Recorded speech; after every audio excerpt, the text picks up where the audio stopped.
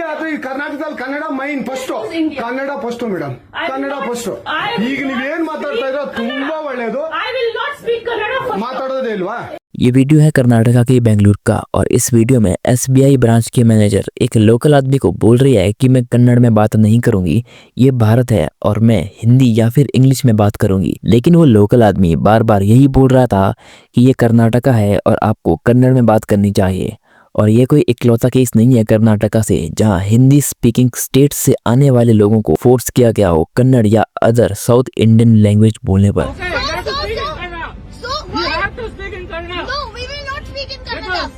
ऐसे और बहुत से वीडियोस मिल जाएंगे आपको सोशल मीडिया पर। सिर्फ कर्नाटका ही नहीं, रिसेंटली महाराष्ट्र से भी कई केसेस सामने आए थे जहां लोगों को मराठी बोलने पर फोर्स किया जा रहा है। मराठी सीख, मराठी सीख, मराठी नहीं आता है सीखने का, नहीं तो धंधा बंद कर, तो शटर बंद करूँ क्या तेरा?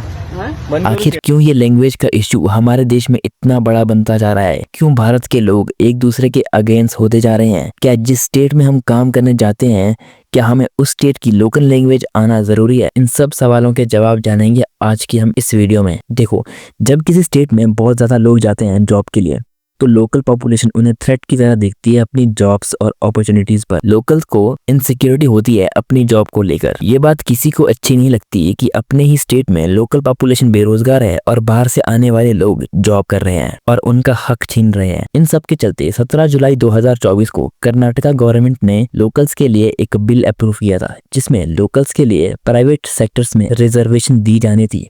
इस बिल के अकॉर्डिंग कर्नाटकास को 50% रिजर्वेशन मैनेजमेंट पोस्ट पर दी जानी थी और 75% नॉन मैनेजमेंट पर, जिसके बाद गवर्नमेंट को बहुत ज्यादा बैकलेश मिला और गवर्नमेंट को इस डिसीजन को पॉज करना पड़ा। और ये जॉब वाला इशू सिर्फ कर्नाटका में ही नहीं अदर स्टेट्स में भी है। मालूम है उत्तर प्रदेश, बिहार और सिर्फ झारखंड से 3 राज्यों से महाराष्ट्र में रोज 48 ट्रेनें आती है, भर के आ रही है, खाली जा रही। जैसे कि महाराष्ट्र है, इनका कहना है कि महाराष्ट्र में हर साल हजारों लोग आते हैं जॉब्स के लिए, जिसकी वजह से महाराष्ट्र की जॉब अपॉर्चुनिटी छिन रही है। उन्होंने ये भी कहा था कि उन्हें नॉर्थ इंडियन से कोई हेट नहीं है, लेकिन जॉब्स में प्रायोरिटी पहले लोकल्स को मिलनी चाहिए। कर्नाटका में हिंदी लैंग्वेज से हेट का एक और रीजन है और वो है 3 लैंग्वेज पॉलिसी। और वहाँ के लोग डिमांड कर रहे हैं कि वहाँ 2 लैंग्वेज पॉलिसी होनी चाहिए। तो पहले समझते हैं कि ये 3 लैंग्वेज पॉलिसी आखिर है क्या। तो इस पॉलिसी के अंडर देश के सभी स्टूडेंट्स को 3 लैंग्वेज सीखनी चाहिए, हिंदी, इंग्लिश और एक रीजनल लैंग्वेज। इसके बाद तमिलनाडु ने इस पॉलिसी का विरोध किया था, जिसकी वजह से वहाँ पर स्कूल और कॉलेज में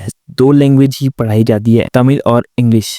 उन्होंने हिंदी भाषा का विरोध किया था। इसके बाद कर्नाटका के लोगों को लग रहा है कि हिंदी लैंग्वेज उन पर थोपी जा रही है और इसे एजुकेशन सिस्टम से हटाना चाहिए।